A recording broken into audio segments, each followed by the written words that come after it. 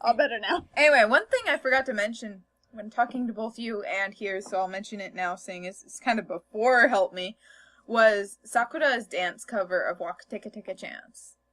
I thought that was a genius idea on the part of whoever decided to have her do it, but I was really disappointed in how it turned out because you couldn't even see her legs. Did you see that video? Depressing. No, I did not. But if someone is going to have a dance video, there are two things that really piss me off. If you have a dance version, first off, yeah, you're gonna want to see the feet, so you know what the feet are supposed to be doing. And two, whenever they move shots, like it's the like dance that videos too. where they don't keep it in one spot. We're gonna take a real quick break so that you can watch this because it is. You don't have to watch the whole thing. Just get kind of the gist of it, so that you know what the heck's going on when I'm talking about, and you can talk about it a little bit too. Okay, and I'm gonna go ahead and throw away this dead ant. You do that. Oh, I have seen part of this. I watched it, and I guess it just didn't connect in my head. Okay. That's who it was. Ah. I'm sorry, that's a close-up shot. That's not a dance version. Agreed. It's like the close-up from Mina no Tamago. Do you remember when that came out? Yes, I do. I remember because I loved it a lot. Back then, I hadn't started dubbing yet. I was only doing dance covers with my friends, and I did a mirror version of the actual PV, and people were like, "This actually works because all the close-up shots are just them dancing solo."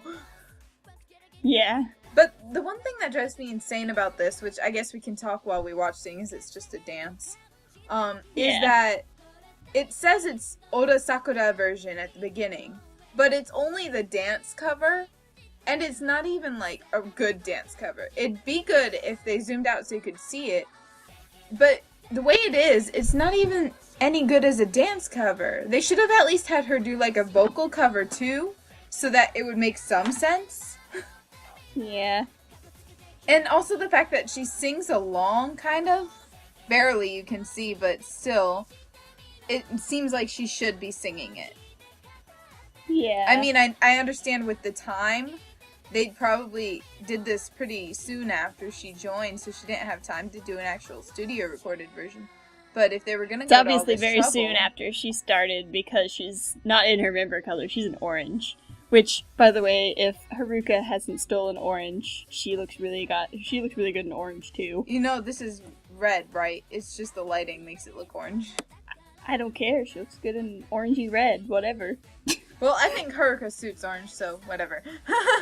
Anyway. I think they both can work orange, so. Yeah. It's a shame all the members currently suit, like, the same colors. I know. Except for, of course, Eripon does not suit green at all. Anyway, we're off topic again. I guess we can move on to Daisuki Dakara Zettai ni Yurusanai.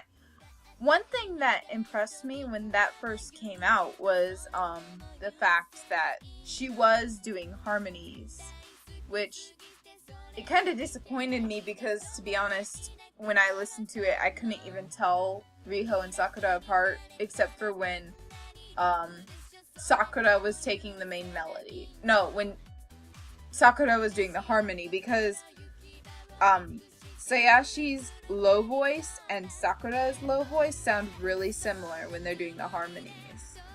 So the only way I could tell is when Riho was using her higher nasally voice.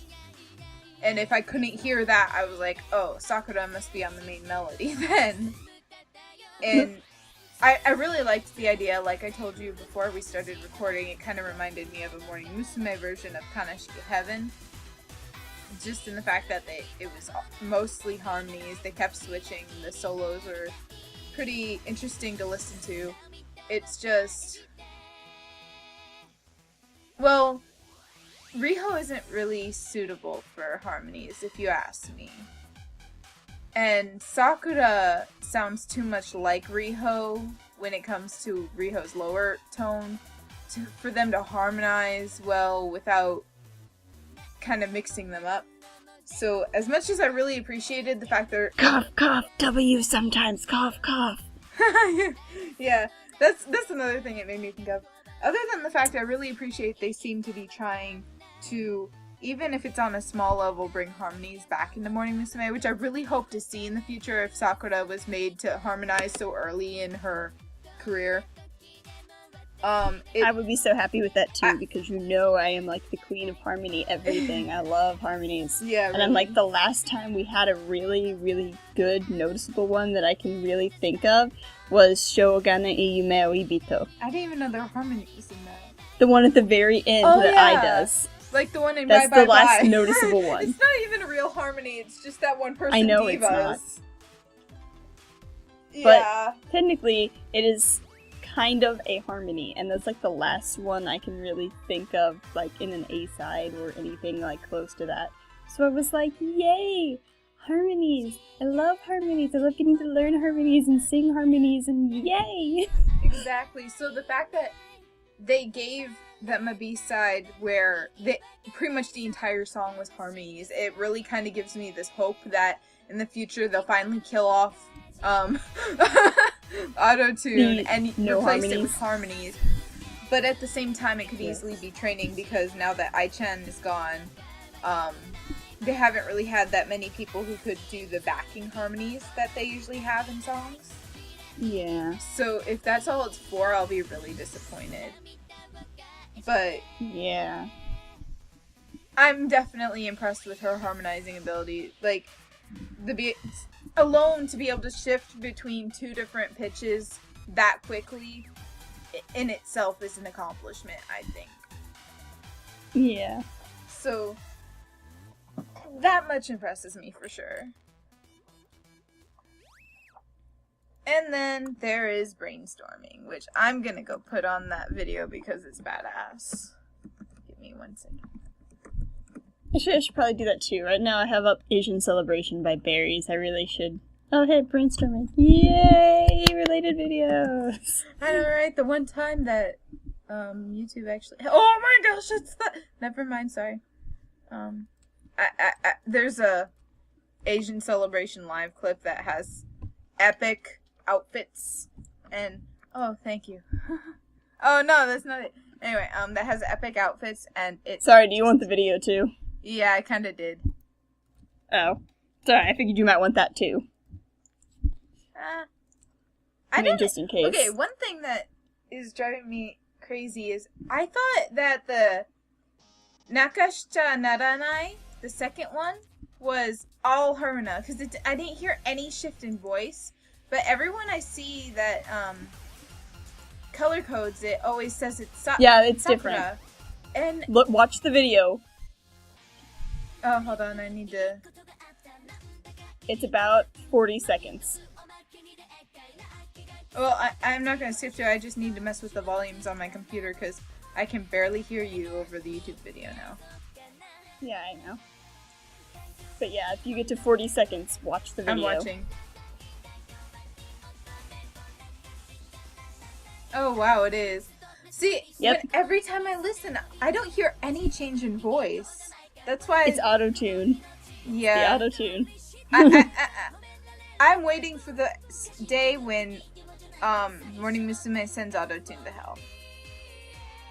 But anyway, what I was going to say is, even after Help Me, which really impressed me with Sakura's vocals, after this came on, or after this came out, when her solo came on, her first one, my jaw literally dropped.